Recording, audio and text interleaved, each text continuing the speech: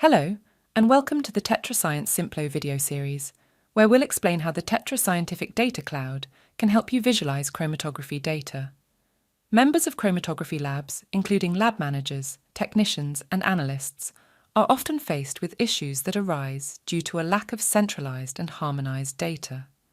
The Tetra Scientific Data Cloud addresses these issues by collecting your chromatography data into a single centralized location and engineering it into Tetra data. This contextualizes raw instrument output with sample, method, and instrument metadata and harmonizes the data into a vendor-agnostic format that is analytics and AI ready. With a SIMPLO dashboard powered by the Tetra Scientific Data Cloud, all of your chromatography data can be visualized, compared, and analyzed in a matter of minutes.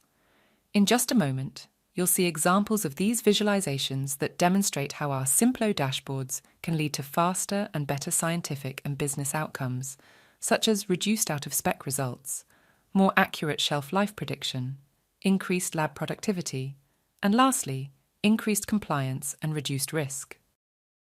The dashboard I'm about to demo focuses on compliance metrics, which are particularly useful to quality control and quality assurance teams, but are also relevant to lab scientists who use chromatography data systems.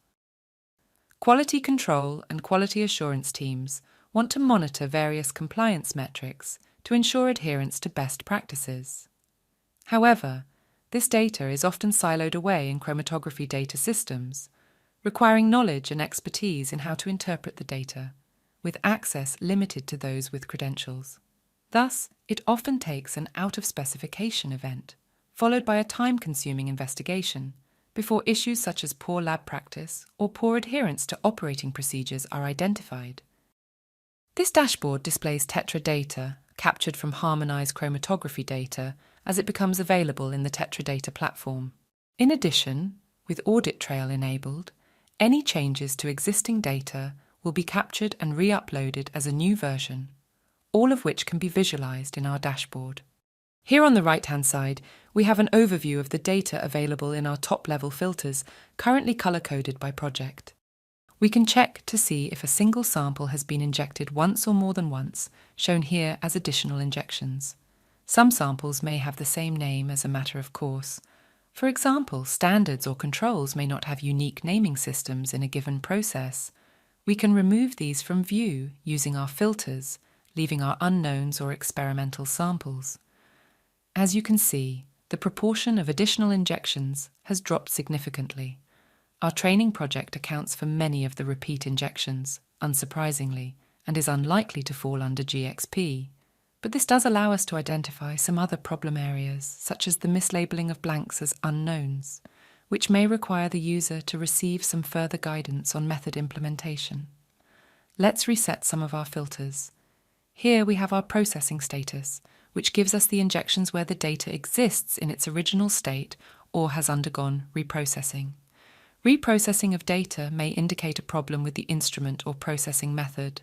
By identifying which projects or method sets have a high prevalence of reprocessing, we can mitigate risk, addressing these concerns before an out-of-specification event occurs.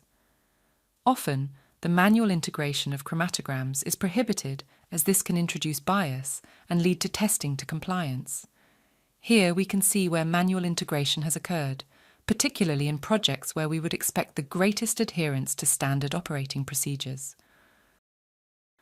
By proactively tracking this information, compliance specialists can make data-driven decisions for risk management. This can prevent out-of-specification events from occurring and therefore limit the need for time-consuming investigations. By tracking these metrics, we can address and limit risks regarding testing to compliance, poor method performance, whether it's instrument or processing methods, poor lab practice or the need for further training, and poor procedures.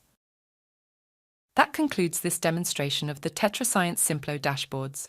Please email demo@tetrascience.com if you have any questions or would like to schedule a live demonstration. Thanks for watching.